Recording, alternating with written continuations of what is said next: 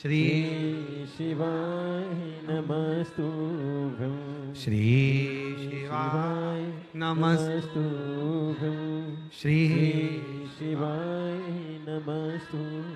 उस बट वृक्ष के नीचे बैठकर जो 400 साल पुराना है, जब आप बैठकर उसके नीचे भगवान की अविरल भक्ति का जप करेंगे, राम नाम, कृष्ण नाम, शिव नाम को भजेंगे, तो उसका फल तो मिलेगा।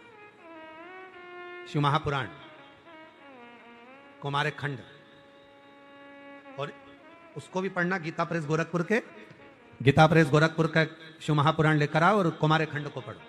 साथ में स्कंद पुराण का अध्ययन करो, आपको मिलेगा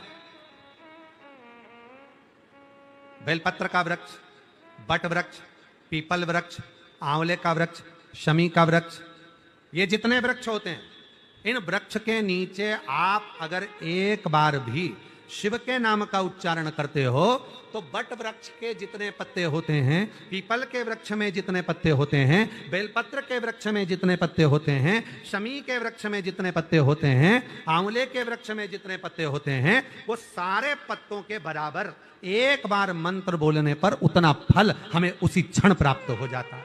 उसी क्षण, एक पल में ही प्राप्त हो जाता है।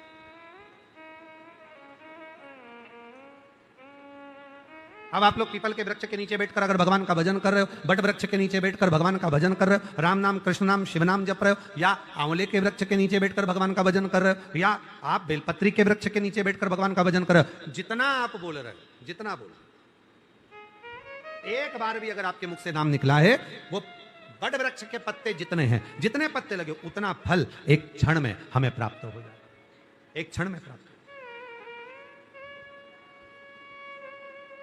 कितना सुंदर कहा है हमारे सनातन धर्म में। प्रतिदिन तुलसी के पौधे में जल डालना चाहिए, प्रतिदिन तुलसी के पौधे को सिंचित करना चाहिए। क्यों? कहा, जब घर की स्त्री, घर की नारी, घर की मां, घर की बेटी जब तुलसी के पौधे में जल डालती है या बेलपत्र के पौधे में जल डालती है, केवल एक जनी को उसका फल नहीं मिल रहा है, वो जल डालने के बाद, तुलसी के पौधे में जल डालने के बाद, बेलपत्र के पौधे में जल डालने के बाद, बट वृक्ष में जल डालने के बाद, पीपल वृक्ष में जल डालने के बाद, या आंवले के वृक्ष में जल डालने के बाद, जब वो अपने घर जाती है, उस वृक्ष की पत्तियों का जितना समूह होता है, उसका जो कृपा होती है, वो घर में प्रवेश करती है और हमारे जीवन को सफलता देती है। बोल बम का नारा है, सारी समस्या का हल, श्री शिवाय। वो जल हमें फल देने लगता है। आप लोग डालते हो पक्का? तुलसी में, बेलपत्र में शिव जी को चढ़ाते हो? हाँ, लखनऊ वाले चढ़ाते हो? शिव, एक लोटा जल चल शिव। अब प्रथमेश ग्वाले का जो नियम था, शिवालय में झाड़ू लगाना, शिवालय में पोछा लगाना, शिवालय में भगवान शंकर की साधना, मंत्र का उच्चारण, शिव नाम का उच्चारण, भगवान शंकर के मंत्र का उच्चारण, भगवान शंकर के नाम का उच्चारण, भगवान शंकर के कीर्तन का उच्चारण नित्य प्रति। और कहा है, शिव महापुराण की कथा कहती है, भगवान शंकर ने माता पार्वती जी से कहा है, सुनो पार्वती, जो संसार का मनुष्य मेरा मंदिर संभाल लेता है, मतलब मेरे मंदिर में आकर एक लोटा जल चढ़ाना प्रारंभ कर देता है, जो शिव का भक्त शिवालय जाना प्रारंभ कर देता है, जो शिव का भक्त शिव महापुराण की कथा श्रवण करना प्रारंभ कर देता है, जो मेरी कथा को संभाल लेता है, जो मेरे शिवालय को संभाल लेता है, जो एक लोटा जल संभाल लेता है, मैं उसको संभाल लेता। अब फिर कहीं भटकने नहीं देता, कहीं भटकने। अब कोई तो तुम्हारे पिछले जन्म के कोई पुण्य हो गया, सारी दुनिया भीड़ लगाकर खड़ी है कथा को श्रवण करने, और आप लोग अपने अपने पुण्य देखिए जरा, जितने आस्था चैनल पर कथा सुन रहे हैं, जितने फेसबुक यूट्यूब पर कथा श्रवण कर रहे हैं और जितने यहाँ बैठकर कथा, अपना पुण्य देखिएगा कि कौन सा हमने आज बाबा को किस भाव से कावड़ चढ़ाई होगी, जो शिव जी ने कृपा कर कर आपको हमको ये पवित्र श्रावण के महीने में, ये सोमवारी से प्रथम सोमवार के दिन ये शिव पुराण की कथा श्रवण करने का सौभाग्य दे दिया।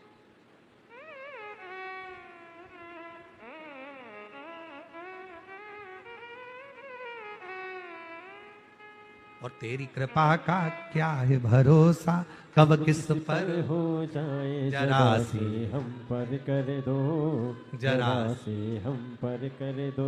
तेरी कृपा का क्या है भरोसा, कब किस पर हो जाए जरा से हम पर कर दो, जरा से हम पर कर दो। अब ये कृपा नहीं तो और क्या। हजारों लाखों भक्त लगातार कावड़ ले लेकर शिवालय आ रहे हैं, कुबेरेश्वर धाम आ रहे हैं, शिव के मंदिर आ रहे हैं, शिवालय जा रहे हैं और बाबा को अपने मन का भाव करें। ऐसी प्रथमेश ग्वाला शिव की साधना में लगा। प्रथमेश,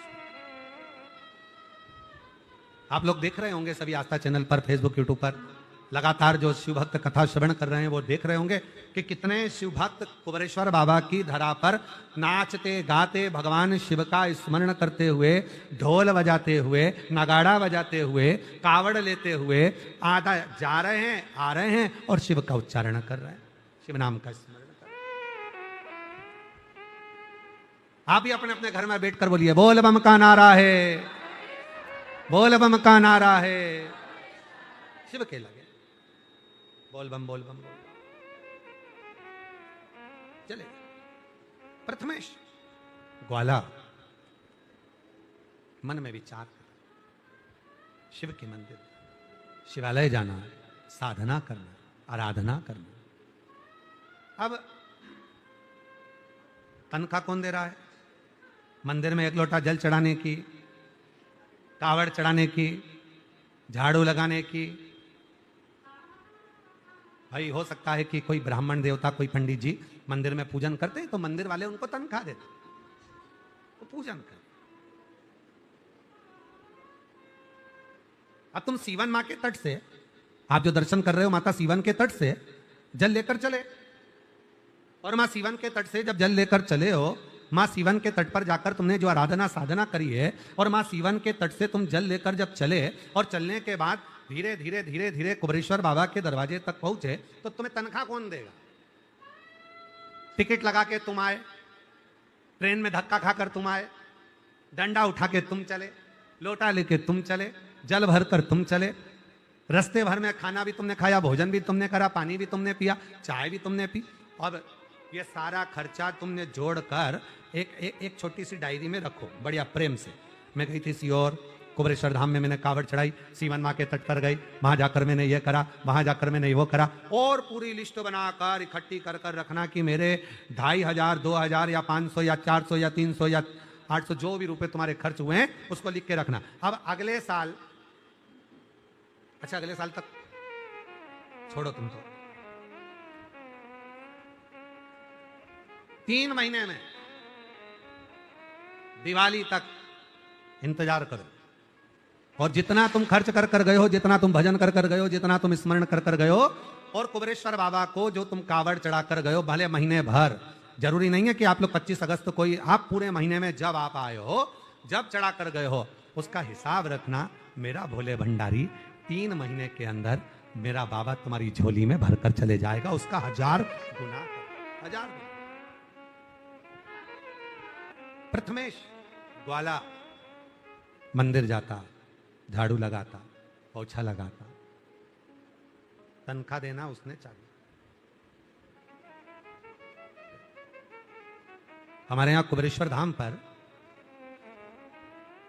शिव भक्त जब कावड़ चढ़ाते हैं, कावड़ चढ़ाने के बाद में, कावड़ चढ़ाने का जल चढ़ाने के बाद जो डंडा है, लोटा है, वो जहां बाबा का बड़ा शिवलिंग है, आप लोग दर्शन कर रहे होंगे, बड़ा सा एक शिवलिंग है विशाल, जिसके नीचे बाबा कुबेरेश्वर का एक छोटा सा शिवलिंग है, छतरी है, उसी के ऊपर वो बड़ा शिवलिंग, उसी के ऊपर वो बड़ा शिवलिंग बना हुआ।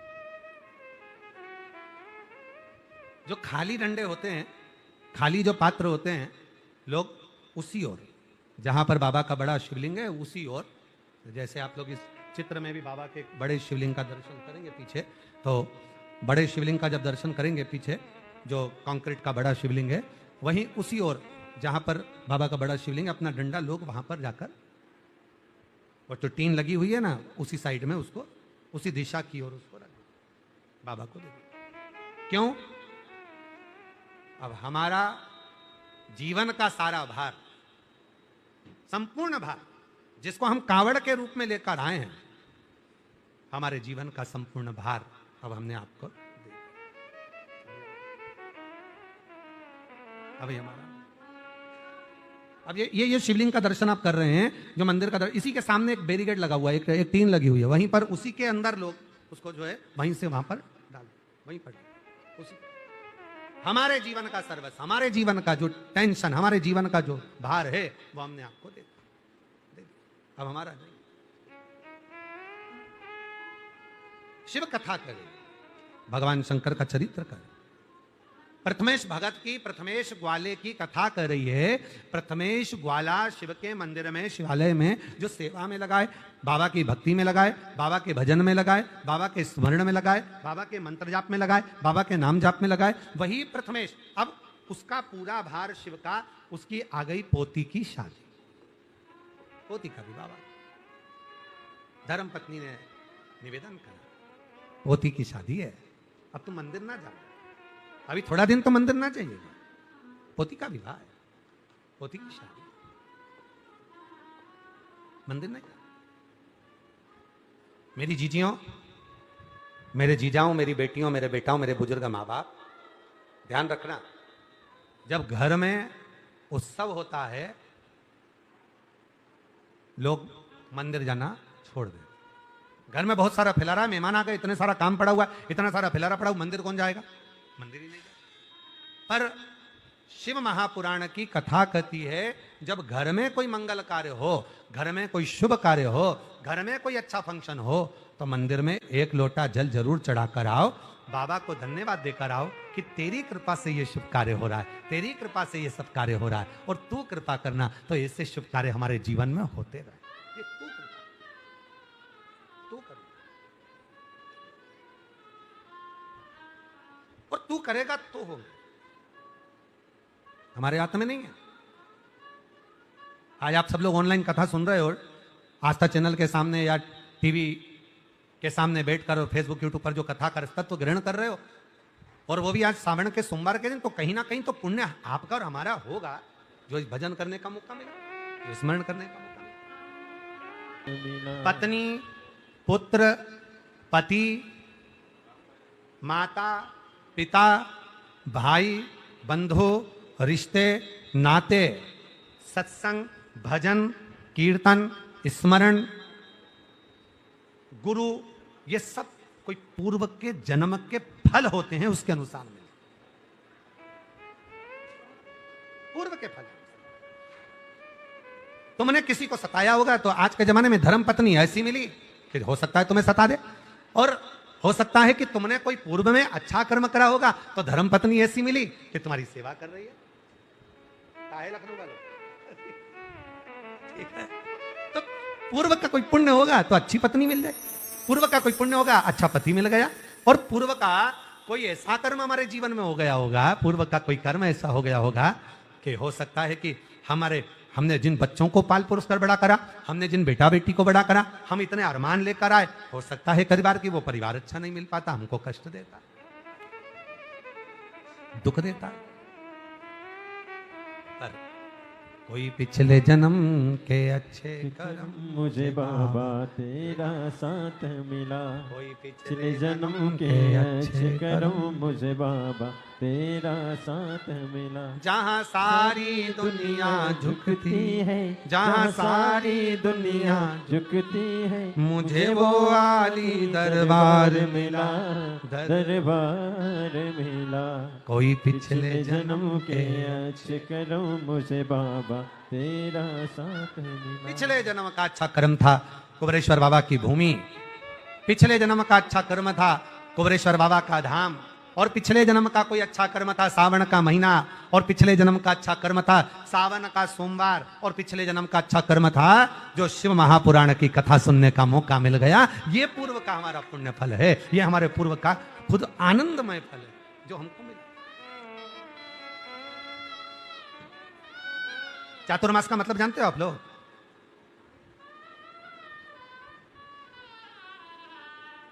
चातुर्मास का मतलब क्या है? 4 महीने भगवान का भजन करो, 4 महीने भगवान विश्राम कर लिए,